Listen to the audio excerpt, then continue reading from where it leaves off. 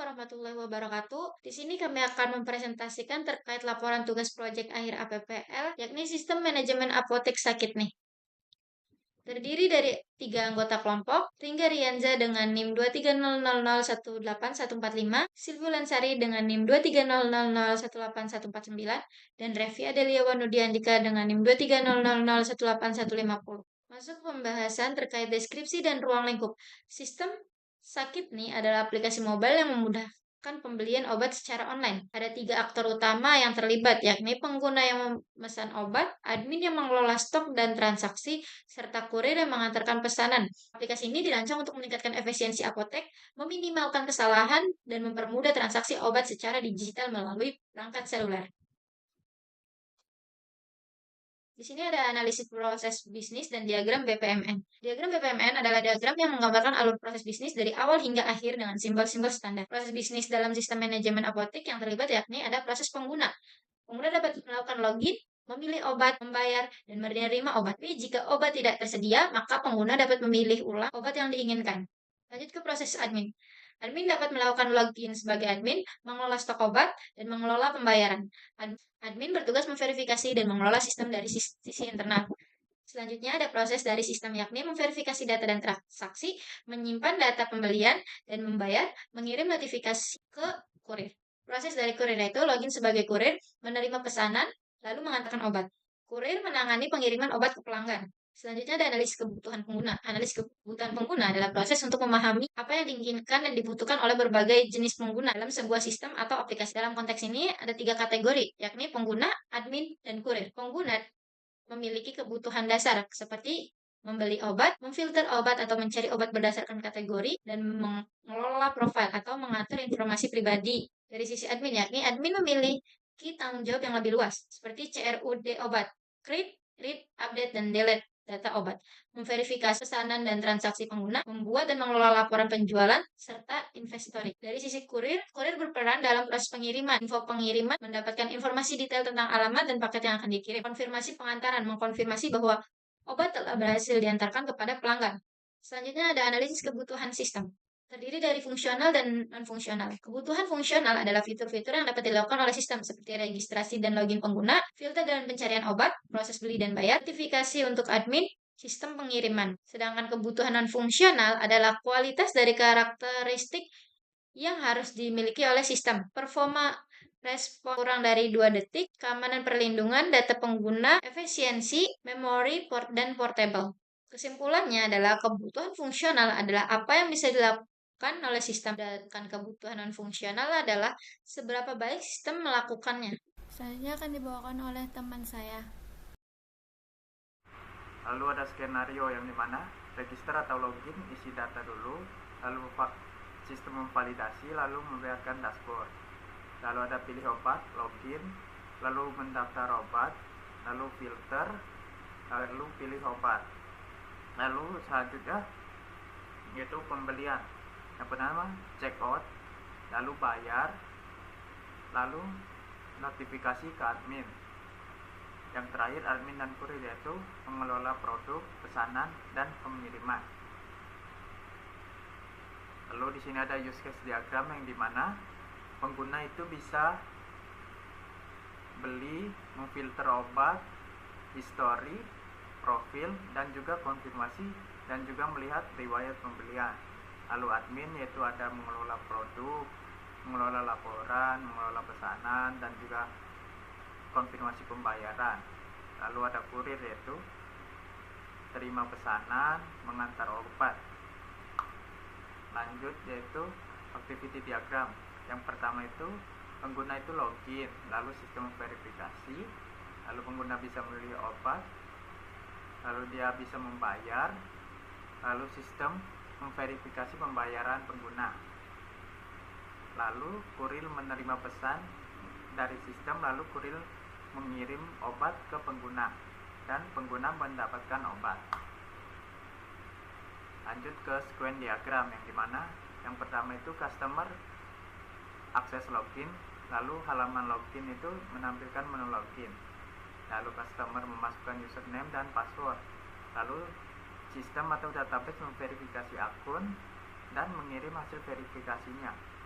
yang dimana customer login berhasil dan memperlihatkan menu pembelian obat. Lalu customer memilih obat yang ingin dipesan dan menyimpan ke keranjang. Lalu sistem konfirmasi berhasil dan notifikasi obat berhasil dipilih.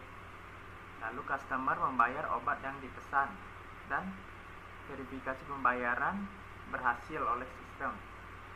Dan terakhir, obat berhasil dipesan. Lalu ada kelas diagram yang dimana user mewariskan admin, pengguna, dan juga kurir, yang dimana hubungan antar kelas yaitu pengguna dengan transaksi, pengguna dengan obat, pengguna dengan detail transaksi, dan juga ada admin yang mengelola obat. Lalu ada kurir yang dimana mengirim obat ke pengguna dan juga kurir ke transaksi. Bismillah, Assalamualaikum warahmatullahi wabarakatuh. Perkenalkan, nama saya Reviani Lewonundi Andika dengan NIM 2318150. Di sini saya akan mempresentasikan pada bagian desain antarmuka atau UI. Pada tampilan awal dari aplikasi kami akan memunculkan tampilan untuk melakukan login dan daftar. Jika user belum pernah melakukan daftar atau belum pernah membuat akun, maka user diminta untuk melakukan pendaftaran akun dengan memasukkan email, username, dan password. Jika sudah melakukan pendaftaran akun, maka user diminta untuk melakukan login dengan memasukkan email dan password yang telah dibuat tadi.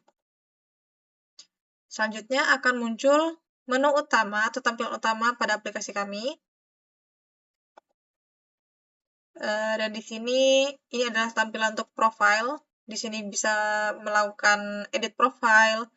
Juga ada tampilan untuk melakukan pencarian obat yang ingin dicari. Contohnya itu user memasukkan pencarian obat enzema. Dan di sini muncul enzema dan di sini ada macam-macam enzema. Lalu ini untuk daftar obatnya. Dan ini jika user ingin melihat riwayat transaksi sebelumnya. Dan ini tampilan untuk keranjang pembayaran. Dan ini untuk tampilan dari user saat ingin melakukan checkout. Dan ini tampilan jika pembayaran berhasil dilakukan. Oke, selanjutnya saya akan menjelaskan sedikit tentang pengukuran harga software. Di sini untuk aktornya terdapat pengguna, admin, kurir, dan API pembayaran. Oh ya, untuk multiplier-nya itu di sini untuk pengguna itu nilainya 3, admin 3, kurir 1, dan API pembayaran itu nilainya 1.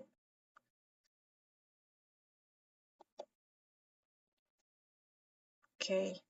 Selanjutnya itu di sini untuk use case name-nya itu ada login, itu nilainya 5, logout 5, register 10, memilih obat 10, melakukan pembelian 15, melihat riwayat pembelian 10, mengelola profil 15, admin mengelola data 10, admin mengelola produk itu 10, admin mengelola laporan itu 10, admin mengelola pesanan itu 15, dan kurir menerima pesanan itu 10. Dan dari mana asalnya dari nilai 5, 10, dan 15 ini? Asalnya itu dari sini. Multiplier 5 itu jika terdapat 3 transaksi.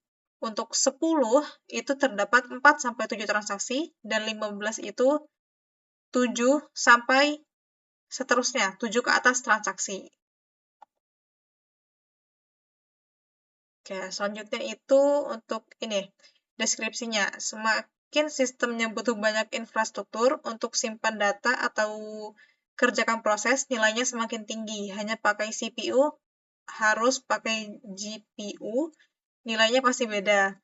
Database hanya disimpan di single storage versus multiple storage, pasti nilainya beda. Dan di sini nilainya 3. Untuk semakin penting respon time, jadi ukuran keberhasilan sistem, nilainya semakin tinggi. Itu nilainya 4, karena di sini kita sangat memerlukan respon time yang cepat ya.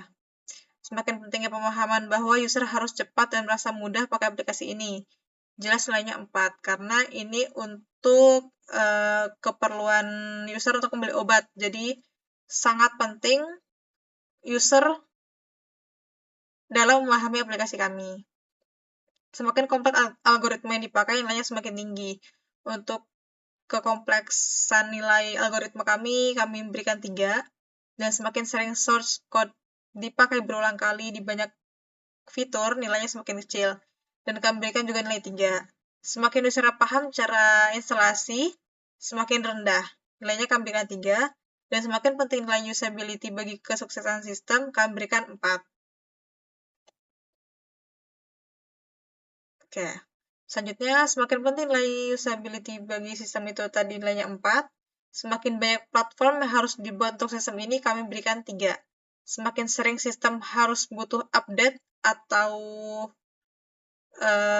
version yang baru di masa depan, kami berikan nilainya 3 juga. Dan semakin banyak transaksi data yang harus melalui proses commit database, semakin simultan, itu kami berikan nilai 5. Karena jelas di sini aplikasi ini diperuntukkan untuk melakukan transaksi jual beli obat ya. Jadi kami berikan nilai 5. Dan semakin banyak level keamanan yang diterapkan di sistem, nilainya semakin tinggi. Kami berikan 4. Karena kenapa kami berikan 4? Karena keamanan dari pengguna, data dari pengguna itu jadi prioritas juga. Semakin banyak source code yang dipakai dari sumber eksternal, itu kami berikan nilai 2. Dan semakin lama atau sulit user diajari, nilainya semakin tinggi. Kami berikan 2, karena kami berharap bahwa user mudah memahami aplikasi kami. Oke, selanjutnya, semakin lama pengalaman programmer mengerjakan project software itu kami berikan nilai 4. Semakin lama pengalaman programmer kami berikan nilai 3. Semakin lama pengalaman tim mengerjakan project berbasis object-oriented programming itu kami berikan nilai 3. Semakin senior posisi lead analis kami berikan nilai 4. Semakin tinggi motivasi tim, jelas kami berikan nilai 4. Semakin tinggi nilai yang diberikan menandakan rekrutmen sistem semakin banyak, kami berikan nilai 4.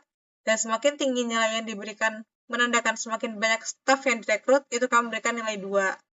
Karena di sini kami tidak terlalu butuh banyak staff, jadi kami berikan nilai 2. Semakin tinggi nilai yang diberikan menandakan bahasa pemrograman yang dipakai mempunyai tingkat kesulitan yang semakin tinggi, kami berikan nilai 2. Oke, sekarang untuk penentuan harganya. Untuk ini, nilai-nilai ini tadi dapat dari hasil dari sebelumnya, seperti ini, 0,785, 1,055, dan ini 125. Jadi nilai-nilai ini didapat dari sebelumnya, maaf. Dan ini untuk use case point-nya kami berikan nilai 20, untuk jam bekerja kami berikan nilai 6, dan harganya kami berikan 100.000 per use case point-nya. Dan untuk jumlah harga aplikasinya itu sekitar 10.931.910 rupiah. Oke, sekian dari kami. Kurang lebih mohon maaf. Wassalamualaikum warahmatullahi wabarakatuh.